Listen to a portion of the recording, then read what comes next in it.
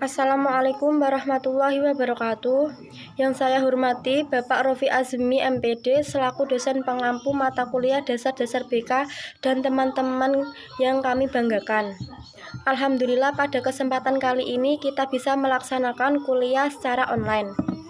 Pada hari ini kami dari kelompok 5 yang terdiri dari Saili Rohmania, Amarta Indrawani, Fadilatul Milah, dan Winda Fitri. Kelompok kami akan mempresentasikan dasar-dasar BK yang bertema mengenali perkembangan individu. Ada 4 materi yang kami sampaikan. 1. Definisi perkembangan individu. 2. Prinsip perkembangan individu.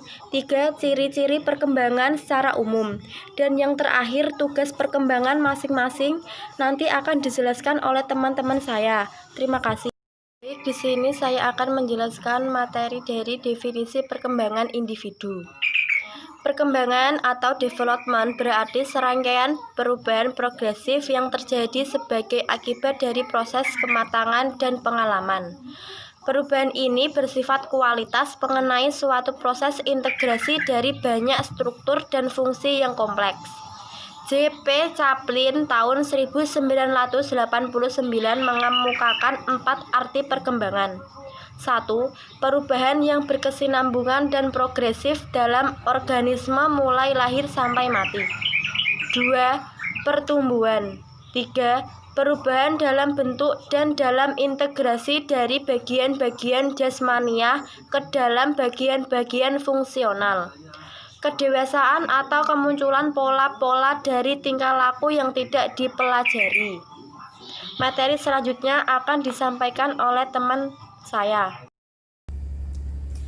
Baik, di sini saya akan menjelaskan tentang prinsip-prinsip perkembangan individu. Ada 10 fakta dasar mengenai perkembangan yang biasanya disebut prinsip-prinsip perkembangan. Prinsip pertama, perkembangan adalah bahwa perkembangan menyangkut perubahan.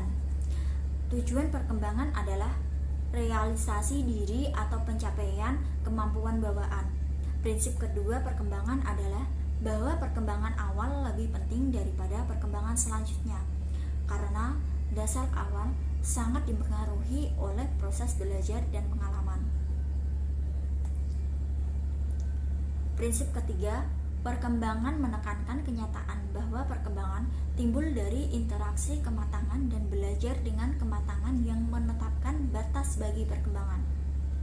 Prinsip keempat, perkembangan adalah bahwa pola perkembangan dapat diramalkan, walaupun pola yang diramalkan ini dapat diperlambat atau dipercepat oleh kondisi lingkungan di masa pralahir dan pasca lahir. Prinsip kelima, perkembangan adalah bahwa pola perkembangan mempunyai karakteristik tertentu yang dapat diramalkan. Yang terpenting diantaranya ialah adanya persamaan pola perkembangan bagi semua anak. Perkembangan berlangsung dari tanggapan umum ke tanggapan spesifik. Perkembangan terjadi secara berkesinambungan. Berbagai bidang berkembang dengan kecepatan yang berbeda dan terdapat korelasi dalam perkembangan. Prinsip keenam, perkembangan adalah bahwa terdapat perbedaan individu dalam perkembangan yang sebagian karena pengaruh bawaan dan sebagian karena kondisi lingkungan.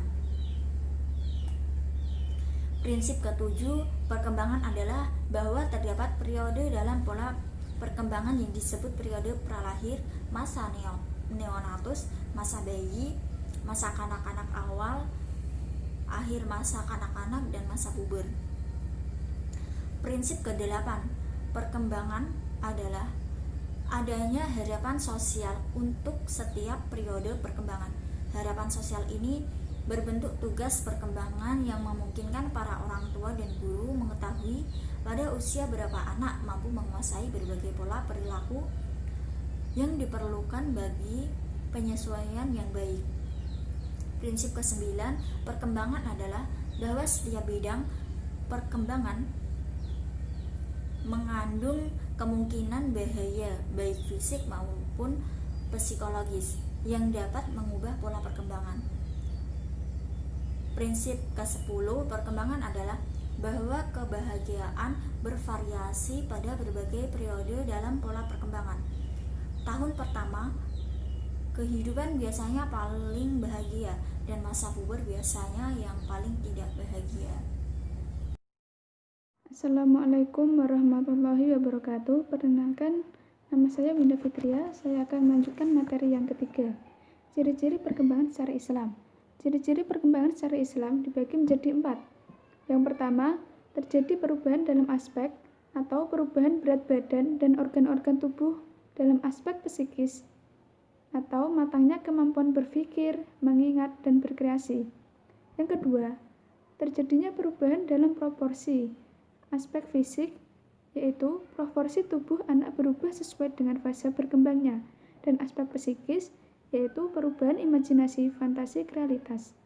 Yang ketiga, lenyapnya tanda-tanda yang lama. Tanda-tanda fisik antara lain lenyapnya kelenjar timus atau kelenjar anak-anak.